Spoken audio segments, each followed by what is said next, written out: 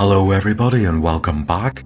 And I'm going to start with an experience review of the party so far, and this will also lead into another question about how much XP should there be. But we'll begin with Donard, who is a level 7 cleric. He currently has around 68,000 XP. Level 8 is 100,000, so there's a difference there of close to 32,000.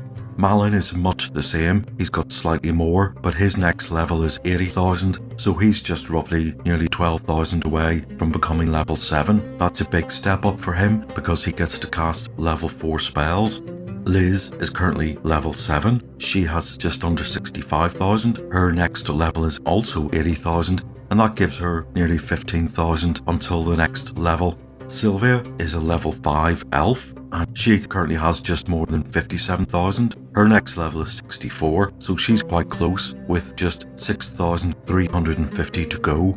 Carrick is a level 6 dwarf. His current XP is close to 68,000. His next level is 70,000, so he has a difference of just 2,354 to go, so he is the one most likely to level up next. And level 7 is quite significant for fighters and the demi-humans as they get a 2-point drop in their THAC0.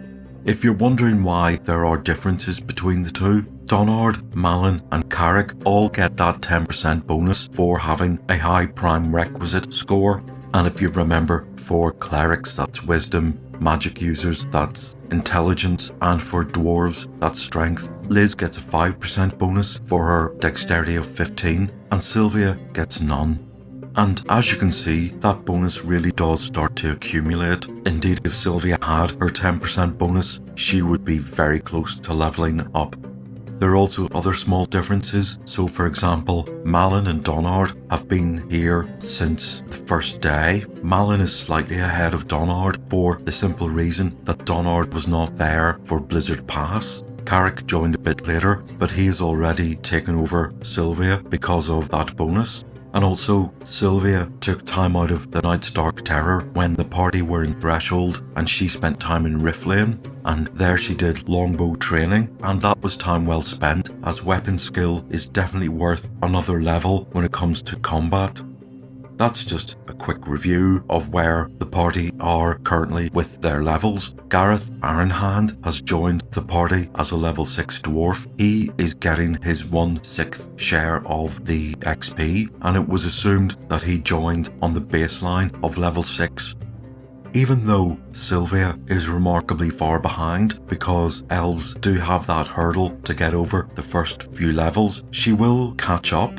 And she will become probably, hopefully, one of the most powerful characters in the party. It's also interesting to note that getting from level 1 to level 2 is the biggest hurdle because that is when you have to actually double your level. Getting from level 2 to 3 is slightly easier because even though the XP doubles exponentially, going from 2 to 3 isn't double, it's only a third more, and then going from level 5 to level 6 is just a sixth more difference. So the catching up does accelerate because the doubling of the experience points happens for everybody. But the difference between level 1 and level 2 is much bigger than the difference between level 5 and level 6. Even though she will be one level behind, that one level becomes less and less significant. And this leads me on to the next question of, is that what you would expect of a party who's been through a long list of adventures? And here is a list of them. We have Castle Mistemere, and there is an extended version of that with a dungeon underneath. There is the Eye of Traldar, which was reasonably short. Then there was Keep on the Borderlands, which is a standard adventure. Then we had Horror on the Hill, which is another standard length adventure. Then Blizzard Pass, which was a short little interlude. Then The Veiled Society, which I extended greatly. Then there was the Night's Dark Terror, which is a monster of a module. And finally, we have the Isle of Dread, which I have added a lot to, even though there are also several individual encounters the party has not done yet. But when looking back at that list of adventures, would you expect the party to be where they are, or would you expect them to be further? Have I pitched this correctly, or does it not feel right? Okay, well, let's put that to one side and let's get on with finishing the Isle of Dread.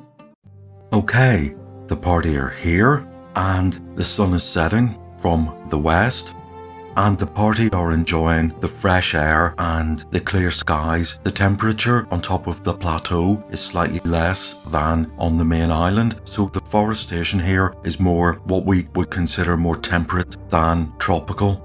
A lot of people are not in a good way, and we're going to use the Staff of Healing on Gareth, who gets 6 points. He's up to 29.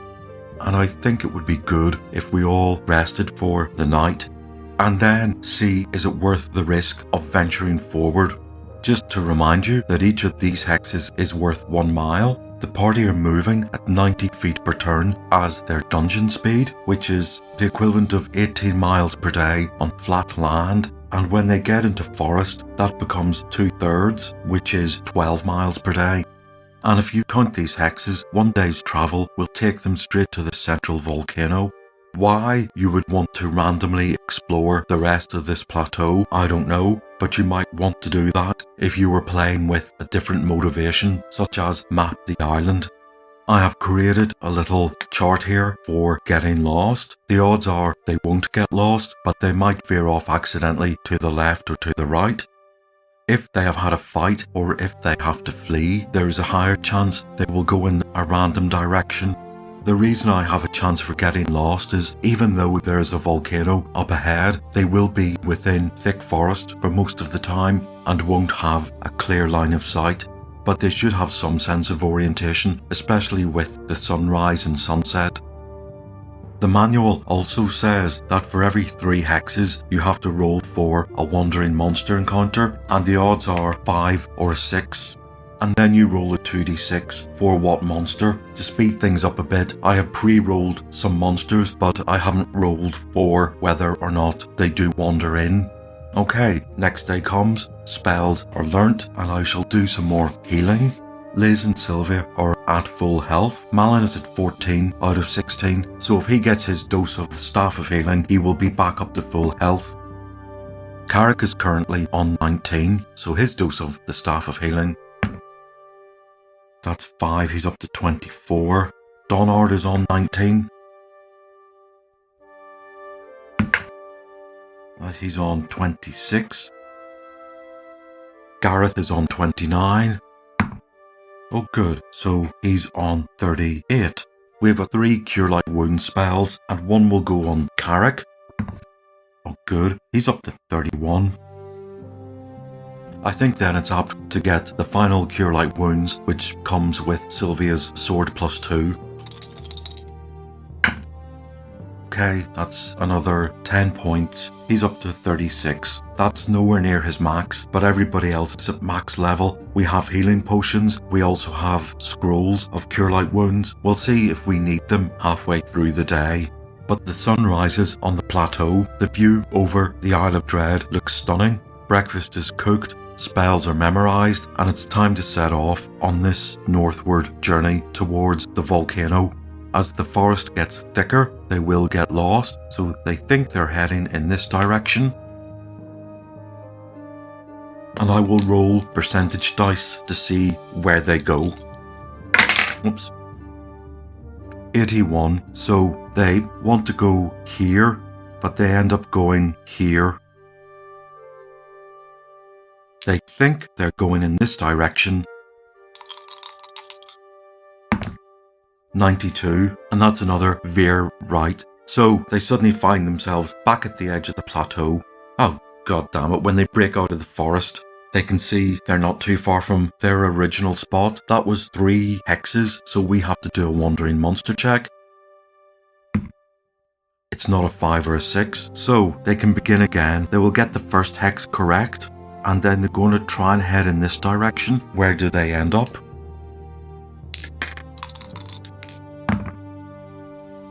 5. They accidentally veer to the left. They have been here before. They think they're going in this direction. That's a 4. So they veer to the left again. Right. And from here they can see the edge of the plateau. Right. Okay, so that's twice they've been round in a circle. And that's where we roll again. And they don't encounter anything. So for the third time, they're going to go back this way. They will make it to here, and they want to go here. 32, and they do, so they're here, and they want to go here. That's a 4. They are here, right? And that is another wandering monster. Check. And this time, I'm going to put an X here. There is one. Okay, and this is pterodactyls. So let's see what that is. We haven't had a pterodactyl before, but we have had pteranodons, and they are a monster from the expert book. If you look at a pterodactyl, they're a category of pteranodon, and they're much smaller. They have 1 hit dice, and they do just 1d3 damage. So let's roll for surprise. There is no surprise. Let's roll for initiative. We get initiative. We hear in the trees above us a large cawing and chirping sound, and sure enough, when the party look up, they can see perched on the branches these 7 very large reptiles looking down at us. They may be making noise like crows do when they think enemies are around, but this is towards the end of the evening, and the party are fed up with making little headway. They want to camp here, and they're not going to be able to camp here with a load of pterodactyls above them. So let's just have at thee. We'll see if we can ward them off with any missile attacks. So Sylvia and Liz are going to take a shot. Carrick, Donard and Gareth are going to surround Malin, and we'll do missiles first. They only have 6 hit points each. With an armor class of 7, with a short range bonus, Sylvia throws 7, she hits, and she does 5 damage. 1 is reduced to 1. Liz takes another 4 points off another, it's reduced to 2. So what is going to happen next is it's towards the end of the day, spells have been used up, spells will be memorized overnight, so Malin is just going to fireball the rest of them. That's not a very good fireball, and it does 13 points of damage. Even if they make their saving throw, they're dead. So it looks like roast reptile is on the menu tonight, as 7 pterodactyls just fall down dead from the trees, and the branches of the trees get singed themselves. Okay, so that is that fight over. The party wake up the next day. I will give Donard a dose of the Staff of Healing. Good, that's 9 points. He's up to 45. And he will give himself a Cure Light Wounds. Alright, so he's up to 47. The party are here. And they know from which direction the sky brightened that the sun rises here. And they can get their bearing northward, so they will move to that hex correctly. I have adjusted this little chart with this green ink. If they move at a slower pace of 9 hexes per day instead of 12, they will have better odds of not getting lost. So they have agreed that maybe they should take things a bit slower and try and focus a bit more. So from here, they want to go here. I still get lost. Okay. They end up here, right? And they think they're going in that direction.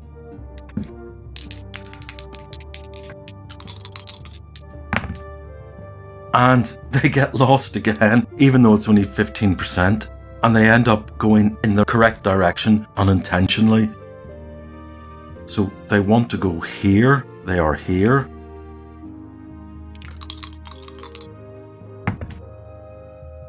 And indeed, they move to this hex, and I shall roll for a wandering monster. And there is. We've got 2 prehistoric elephants. Now, prehistoric elephants are a big monster with 15 hit dice each, and they can do a trample attack. We should do an encounter distance, which is 46 times 10. Alright, that's very far away. That's 11, 14, 19, 190 yards away. So there's a large space between them and us. This is quite a forested area. so we can't sneak past. I will roll for their reaction, and due to the distance and the forest in between, I will add +2 onto any reaction rolls. So that becomes a 9. That's possibly friendly. Roll again. Well, that gives the party a chance to sort of keep an eye on them and prep any shields and missile weapons. And that's 12. Friendly. Okay, so these two prehistoric elephants just continue doing their thing, and I think it would be nice to add a baby elephant there, so they're more interested in looking after their young calf. Right, so that was 3 turns. Turn number 4, they want to go in this direction.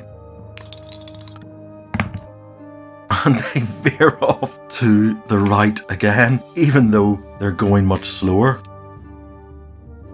They're here. They think they're continuing forward. And 31, they end up here. Right, they would think they're there. So it's about time they turned towards the left. They're going to aim for here. And 76, they end up here. And this is another wandering monster for the day. There isn't one. They have travelled for 6 miles. They want to move forward. They do so, and they come to a river gully. Considering this seems to be where the rivers begin, that probably means they are high up. And with a gully in front of them, there will be fewer trees, so they can see where they are in relation to the volcano. And yes, they're not as close as they thought they would be, but they're closer. So partially annoyed, but thankful for at least a source of fresh water, they can take their bearings. It's also clear if they cross this river, they will still have to cross a second river, and that will take them in the wrong direction. So skirting the edge of this hex, they can make their way across this hex. Normally, they would have another mile to go, but the effort of getting up and down the sides of this gully has brought them to the end of the second day. So I will roll for a wandering monster during the night. There isn't any, and so they can settle down for the evening and camp by this river. They'll wake up the next day, and they can remember from the previous day they need to go in this direction. So it is a clear sunny morning, and the party have to make their way down one side of the gorge, across the river and up the other side. The river itself is rather shallow, and this area is rather rocky, so the riverbed has been filled with stones, and there are even small islands of boulders in the way. However, getting up and down the gorge either side is probably more difficult than fording the river. They have 2 ropes of climbing. Liz carries one and Gareth has taken the other, though he grumbles about the magic quality of the rope, saying, "What's wrong with a bit of hemp?" And then he says to Carrick, "Oh, you know, my uncle could twist a rope like nobody's business." And Carrick goes, "Aye," back. And indeed, most of the day is taken up with 2 grumbling dwarves who would rather spend the days cutting stone steps into the sides of the gorge and climbing up and down with rope. "Why don't we have scaffolding like they do in the mines?" says Carrick. But eventually they get there, and that takes up the bulk of the day. So I shall roll for a wandering monster to see if anything happened when they were climbing up the other side of the gorge. And there is. Right, okay. What have I got in store? Cave bears. And again, another new monster, I believe. Cave bears rather tough. Even though it's a new monster for us, it's still in the first red book. Bear. And there's quite a selection of bears here, and a cave bear is fairly tough looking.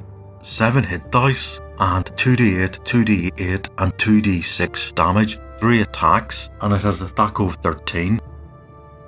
We've come across 2 of them. Let's roll for our encounter distance. Right, that's 90 feet away. Not that far away. But according to the table that I made some time ago, 90 feet is far enough away to add +1 onto a reaction roll.